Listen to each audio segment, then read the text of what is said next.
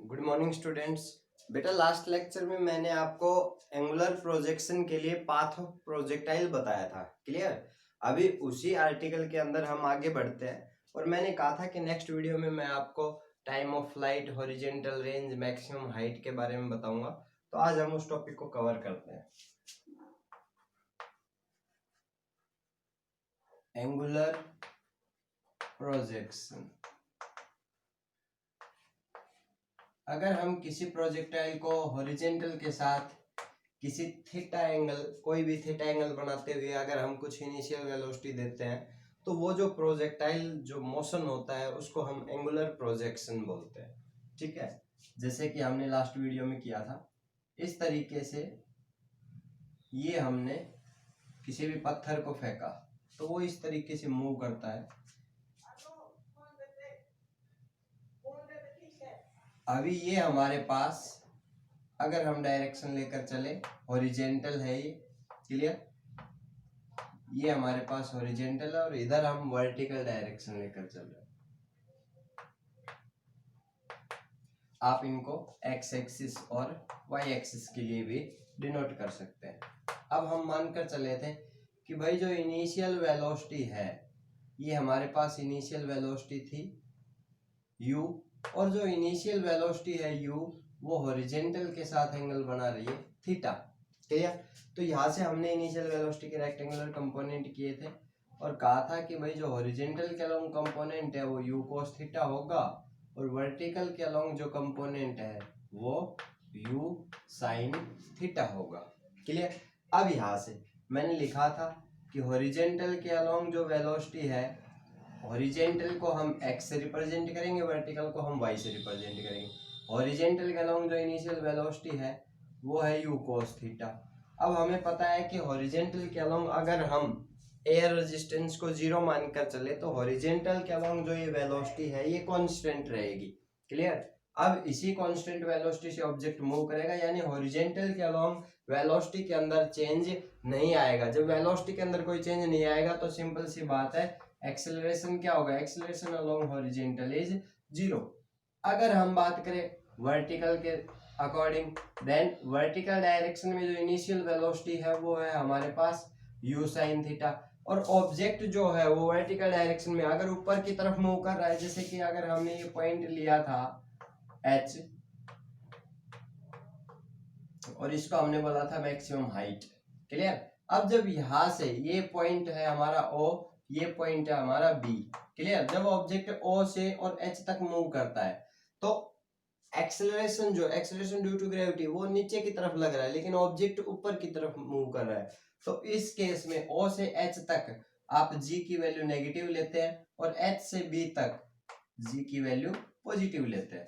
ठीक है, यानी कि अगर हम बात करें कि वर्टिकल के दौरान जो एक्सेलरेशन होगा वो 0 नहीं होगा, g होगा। हो सकता है +g, हो सकता है -g। क्लियर। इसके बाद अगर फाइनल वेलोसिटी कैलकुलेट करनी है तो उसके लिए आप इक्वेशन यूज करेंगे uy + ayt। ठीक है। अब इसका यूज करके हमने पाथ ऑफ प्रोजेक्टाइल कैलकुलेट किया था। जो पाथ ऑफ प्रोजेक्टाइल है वो हमारे पास आया था y = x tan theta minus, यहाँ एक कांस्टेंट आया था हमारे पास k और ये आया था x²। ठीक है, और हमने कहा था कि भाई this is the equation of parabola, this is equation of parabola. यानी यहां से हमने कहा था कि जो पाथ है प्रोजेक्टाइल का वो कैसा होगा, parabolic path. Path of projectile is parabolic path. अभी उसके बाद दूसरा आता है हमारे पास time of flight. Time of flight सबसे पहले लिखे टाइम ऑफ फ्लाइट क्या होता है। देखो, it is the total time for which object is in air और इज इन फ्लाइट। ठीक है, देखो ओ से ऑब्जेक्ट हमने छोड़ा और ओ से और ऑब्जेक्ट बी पॉइंट तक पहुंचा, इस दौरान ऑब्जेक्ट कितनी देर हवा में रहा। ठीक है, वो जो टाइम है वो है उसका टाइम ऑफ फ्लाइट। उसको हम कैपिटल टी से डिनोट करते हैं। अब ये जो टाइम ऑफ फ्लाइट है इसको हम दो हिस्सों में ब्रेक करते हैं। एक तो होता है हमारे पास टाइम ऑफ एसेंट और एक होता है टाइम ऑफ डिसेंट। देखो जब ऑब्जेक्ट ओ से और एच पॉइंट तक मूव करता है तो ओ से और एच पॉइंट तक मूव करने के लिए ऑब्जेक्ट ने जो टाइम लिया वो है हमारा टाइम ऑफ एसेंट, प्लस फिर ऑब्जेक्ट एच से बी पॉइंट तक मूव करता है, ये जो टाइम है ये है टाइम ऑफ डिसेंट। और मैं आपकी नॉलेज के लिए आपको बता दूं कि जैसा कि आप देख रहे हैं दोनों पाथ जो है सिमेट्रिक है, ओ से एच तक यानी कि ग्राउंड से मैक्सिमम हाइट तक, फिर मैक्सिमम हाइट से फिर से ग्राउंड तक। जैसा कि आप देख रहे हैं पाथ के अंदर क्या है, सिमेट्री है, ठीक है। और ग्रेविटेशनल जो हमारा एक्सेलरेशन है वो भी दोनों के लिए सेम है। तो ये जो टाइम होता है टाइम ऑफ एसेंट और टाइम ऑफ डिसेंट ये क्या होते हैं, दोनों इक्वल होते हैं। तो यहां से हम कह सकते हैं कि भाई t इज इक्वल्स टू, ये जो टाइम ऑफ फ्लाइट है ये किसके बराबर है, 2t के बराबर है। यानी यहां से हम बोल सकते हैं कि भाई जो टाइम ऑफ एसेंट है वो किसके बराबर होगा, टाइम ऑफ एसेंट या टाइम ऑफ डिसेंट जो है वो टाइम ऑफ फ्लाइट के हाफ के बराबर होगा, ठीक है। अब इसको कवर करने के लिए हम लेकर चलते हैं कि भाई जब ऑब्जेक्ट ओ से और एच पॉइंट तक मूव करता है, या मैं लिख लेता हूं टाइम ऑफ एसेंट, यानी कि जब ऑब्जेक्ट ओ से और एच पॉइंट तक मूव किया तो उसने जो टाइम लिया वो है हमारे पास एच, सॉरी वो टाइम है हमारे पास small T. Time of ascent is time taken by object to move from O to H।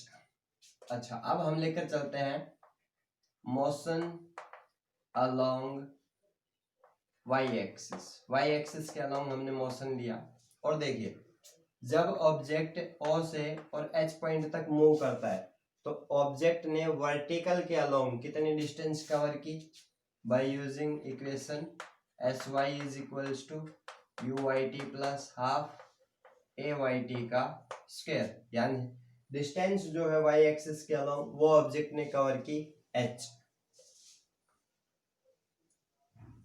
अभी हमें कैलकुलेट करना था यहाँ पर टाइम ऑफ फ्लाइट को, क्लियर। तो टाइम ऑफ फ्लाइट को कैलकुलेट करने के लिए हम यहाँ पर एक चीज और भी कर सकते थे। देखो अगर हम यहाँ पर क्या लेकर चले, इस इक्वेशन से भी आ जाएगा, चलो इस इक्वेशन से ही कर देते हैं, लेकिन इस इक्वेशन से आगे चलकर t की वैल्यू हमें पुट करनी पड़ेगी, ठीक है। अभी देखो हमें तो t कैलकुलेट करना है। देखो जब ऑब्जेक्ट ओ पॉइंट से चलता है तो इसकी इनिशियल वेलोसिटी क्या है, वर्टिकल के along u sin theta. H point के ऊपर मैंने लास्ट वीडियो में भी बताया था कि एच पॉइंट के ऊपर जो हॉरिजॉन्टल वेलोसिटी है वो तो कांस्टेंट रहेगी, u cos थीटा ही रहेगी, लेकिन वर्टिकल कंपोनेंट क्या हो जाएगा, zero. Velocity along vertical at point h is zero. अब हम इक्वेशन का यूज करते हैं v is equals to u plus at, clear. अब देखो at point h velocity is zero, initial velocity u sine theta, acceleration देखो मैंने कहा जब ऑब्जेक्ट ऊपर की तरफ जा रहा है एक्सेलरेशन ड्यू टू ग्रेविटी नीचे की तरफ है, यानी हमने माइनस जी यूज किया, देन माइनस जी, और ये है हमारा टाइम ऑफ एसेंट। अब यहां से हम लिख सकते हैं कि u साइन थीटा, या हम बोल सकते हैं कि gt is equals to u sine theta, then t is equals to u sine theta upon g, then time of flight which is equals to 2t, वो क्या हो जाएगा हमारे पास 2u sine theta upon g। ये हमारे पास equation आई किसके लिए, टाइम ऑफ फ्लाइट के लिए, ठीक है। इसको नोट करो। इसके बाद हम कैलकुलेट करते हैं, ये टाइम ऑफ फ्लाइट था हमारा। इसके बाद है हमारे पास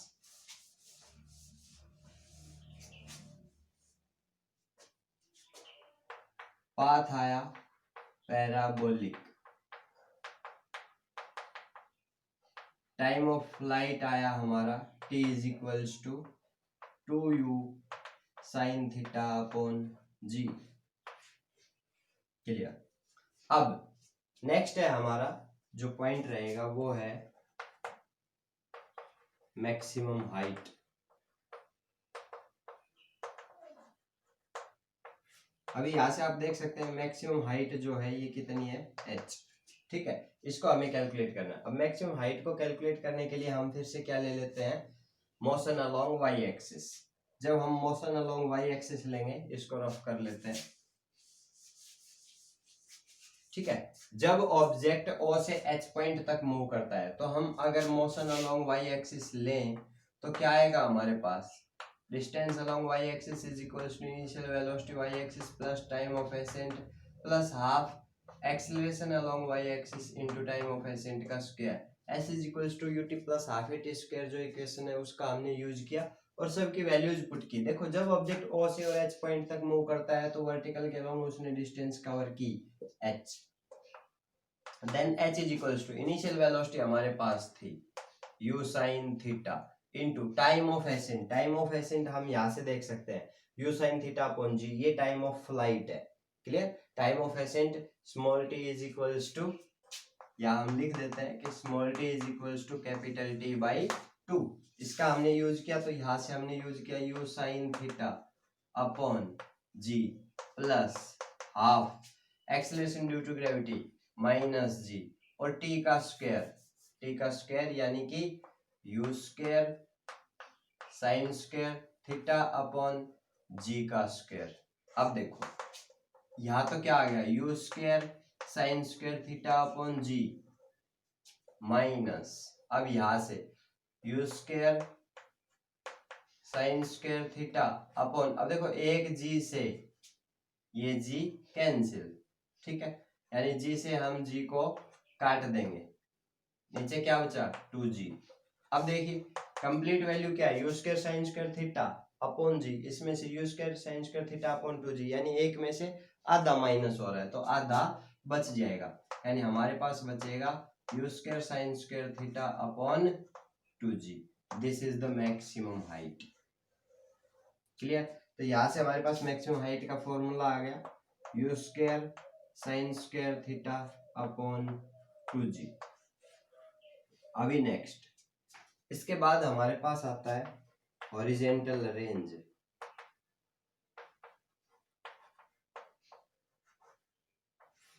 देखो भाई हॉरिजेंटल रेंज को हम डिनोट करेंगे h से, सॉरी हॉरिजेंटल रेंज को हम r से डिनोट करेंगे, ठीक है।